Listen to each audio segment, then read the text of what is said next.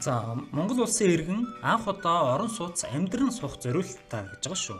Амьдран суух зориулалтаар анх удаа орон сууц худалдан авсан бол 6 хүртэлх сая төгрөгийн татварын буцаалтыг авах боломжтой. За үүний тулд та тайлангаа гаргаж хүсэлтээ гаргах ёстой. Энэ хугацаа бол дараа оны 2 дугаар сарын 15 байдаг. За гэхдээ та энэ жил одоо байр худалдаж авсан бол хамгийн ихдээ 4 жилийн дотор хүсэлтээ гаргах боломжтой. Байр худалдаж авснаас хойш 4 жил өнгөрчих юм бол та энэ буцаалтыг авах боломжгүй болно гэсэн үг шүү. За тэгээд эхний удаад бол хэд хэдэн материалууд бүрдүүлдэг. За давтан гээд 2 дахь жилээсээ бол зөвхөн нэг орлогын мэдээ зэдэ гэсэн нэг нийгмийн даатгал, иргэний үнэмшлийн лавлага гэсэн иймэрхүү мэдээлэлүүд бөглөөл тайлангаа илгээчдэг. За түрүү жил өмнөх жилүүдэд бол энэ орлогын мэдээгээ ТТ11 буюу таны цалингаас суудгасан татварын тайланг байгууллага илгээсэн энэ тайлангаас мэдээ татдаг гэсэн бол энэ жилээс нийгмийн даатгалын системсээ татдаг болцсон юм шиг байна. За тийм учраас одоо тайлангаа илгээгээд үзье. Гэхдээ би өчигдөр үзэхэд миний бусад хөрөнгөний орлого жишээлбэл хувьцаа борлуулсныг ч юм уу хадгаламжийн хүүний орлогын мэдээллүүд бол татагдахгүй байлаа. Тэгэхээр магадгүй банк брокеринг компаниуд маань энэ тайланг илгээгээгүй байна гэсэн үг. Тэгэхээр би та хэдтэй зүгээр заавар өгөх зорилгоор тайлангаа илгээчин үүнийхээ дараа буцаагаад хадгалчихна. За тэгээд энэ мэдээллүүд хугацааныхаа сүүл рүү 1 сарын сүүлээс ч юм уу ахиад тайлангаа илгээнэ. За ингээд татварын сайт руугаа би нэвтрээд орсон байна. Миний мэдээлэл харагдаж байна. Тэгэхээр тайлан руу орлоо, тайлан тушаах гэдэг зэс рүү орлоо. Тэгэнгүүт за би энд өмнө үйлдэлийг хадгалсан юм байна. Хувь хүний орлогын албан татварын тайлан ТТ06 маягтаар хадгалагдаж байна. Тайлан дээрээ дарчна.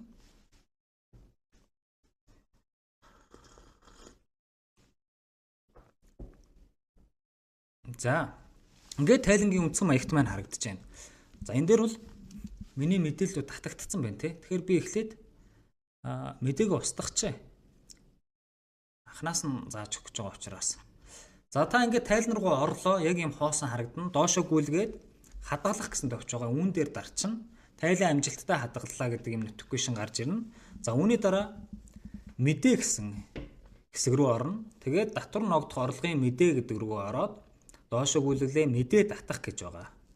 За энэ дээр дарангуут таны тайлан тонд олсон бүх орлогын мэдээг чинь түрүүний хэлсэн те цалин хувьцаа зарсан борлуулсан хадгаламжийн хүү гэх мэт бүх орлогууд чинь ороод ирнэ.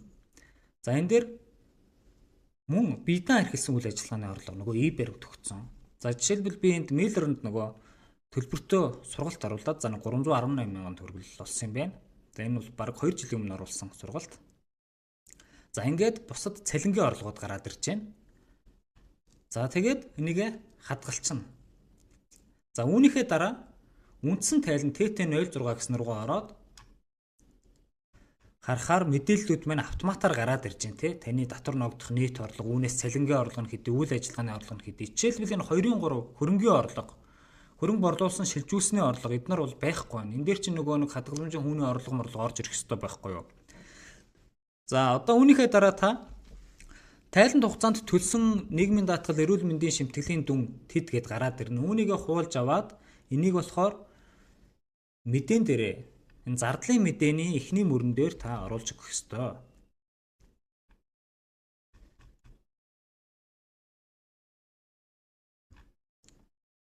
За ингээ үндсэн тайлангаа хадгалчихна. За ингээд миний одоо үлдэгдэл авах татварын буцаалт бол энэ доор харагдаж байна. 1,58,377 төгрөг байна тий.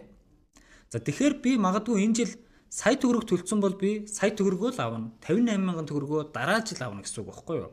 Үүнээс илүү мөнгө тайланд хугацаанд 25 төлсөн бол энийг бүтнээр нь авчна. Ингээд миний татварын буцаалт дуусвар болж байна. За энэ бүрдүүлэх материал хэсэг маань зарим тохиолдолд гарч ирэхгүй. За тэгэх юм бол гараад ороод эсвэл үндсэн тайлангаа дахин хадгалаад ингээд үзээрэй. За ингээд бүрдүүлэх материал чинь ийм байдлаар харагдана. За хөнгөлт чөлөөлтийн төрөл нэмэх гэж байна те. Эндээс ороод одоо орон сууц анх удаа авч байгаа юм уу, давтан юм уу, сургалтын төлбөр юм уу гэдгээ сонгоно. За миний хувьд бол орон сууцны хөнгөлөлт давтан учраас ингээ хадгалчихнаа. За та ингээ бүрдүүлэх материал руу орчин. Тэгэхээр энэ жоохон ойлгомжгүй харагдаад байгаа зү те. Орон сууцны хөнгөлөлт анхан гэхээр за иймэрхүү материалуудыг бүрдүүлнэ гэсэн үг. Иргэний үнэмлэх, нийгмийн даатгал за ингээ цаанаасаа гараад ирнэ. Үйл хөдлөлийн хөрөнгөний мэдээлэл дугаараа гээд хайчна. За тэгэхээр энд мэдээлэл нь гараад ирнэ. Тэгээд хамгийн гол нь Орон сууц худалдаа авах гэрээ энэ байх ёстой. За тэгээд нөгөө И баримт төлбөрийн баримт байх ёстой. За хувь хүнээс худалдаа авсан бол энд нөгөө тухайн борлуулагч хувь хүн чинь 2% татвар төлсөн энэ баримтыг оруулна. Тэгээд нэг чухал зүйл бол орлогын их усврыг нотлох баримт гээд.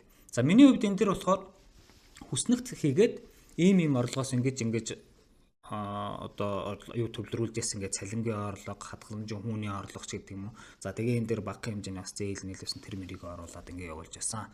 За тэгээ мэдээж нотлох юмнуудын давхар хавсаргана. За одоо энд болохоор орон сууцны хөнгөлөлт давтан гэж юм тий. За 2 удаа гараад ирсэн байна. Одоо би бол давтан учраас ингээ энэ жил аваад дуусч байгаа хүн учраас ийм 3 мэдээлэл бүлгэх нь байна. Эхний 2 нь гараад ирлээ, үйл хөдлөлийн дугаараа оруулах нь байна. За энийг гэрчлэгээ чинь байхгүй бол та хаанаас харж болох вэ гэхээр ийм хөнгөл рүүгээ ороод төрд байгаа миний мэдээлэлгээд орохоор, хөрөнгийн мэдээлэлгээд орохоор үйл хөдлөлийн чинь дугаар гараад ирнэ.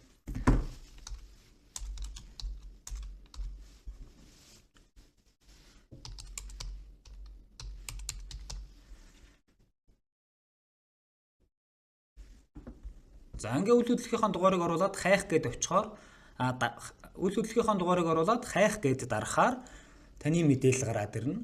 За тэр мэдээллээ шалгаад ингээ хадгалагт очиж дарчихнаа. За энэ дээр бас давхар орж ирээд нэгдүүлээд тэгэхээр энийг нь бас хүлээд өччих. За ингээд ороод ирнэ. За тэгээд энд баруун хэсэгт нь болохоор таны буцаа авах дансны мэдээлэл, буцаа авах дүн, за холбоо барих мэдээлэл байна. За энийг дутуу байвал бөглөөд хадгалагт очиж дарчихна. За үйл хөдлөлийн мэдээлэл оруулаагүй нэ гэдэг юм. Энэ ингээ нэг жоох юм алдаа гэх юм уу, эсвэл ингэж ойлгомжгүй гарч ирдэг юм уу, нэг иймэрхүү байгаад байдаг юм аа. Нөгөө эхнийхээ би энийг устгах юм байна. Тийм байна. Анхан гэдэг нь устгах юм байна шүү. Хэрвээ та анх удаа гаргаж байгаа бол за энэ чинь юу болчихваа.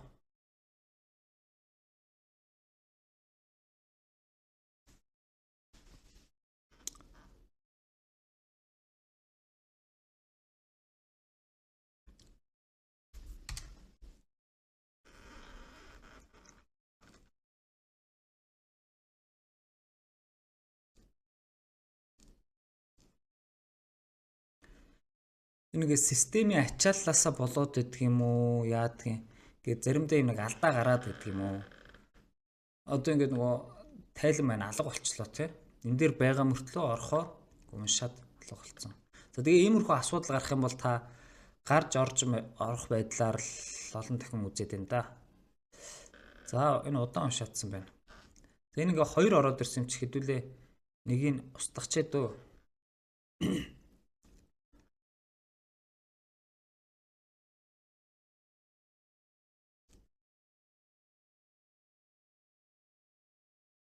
За ингээд ийм төлөвтэй болчлоо. Орон сууцны хөнгөлөлт анх удаа давтан авч байгаа учраас ингээд шалгуурууд нь ногоорчлоо. За энэ мэдээллүүдээ бөглөөд татварын буцаа олголт авах данс холбоо өрөх мэдээлэлээ бөглөөд хадгалагт очиж дарлаа. Мэдээлэл амжилттай хадгалагдлаа гэдээ гараад ирнэ. За үүний дараа та мөн үндсэн тайлангийнхаа хадгалагт очиг дараад тэгээд тайлангаа илгээх нэ. За энд нэг зүйл гарч ирж байна. Би Mailer нэгэд платформд төлбөртэй хичээл байршуулсан. За түүний орлого 310,000 төгрөгөдөө и баримт чивдсэн.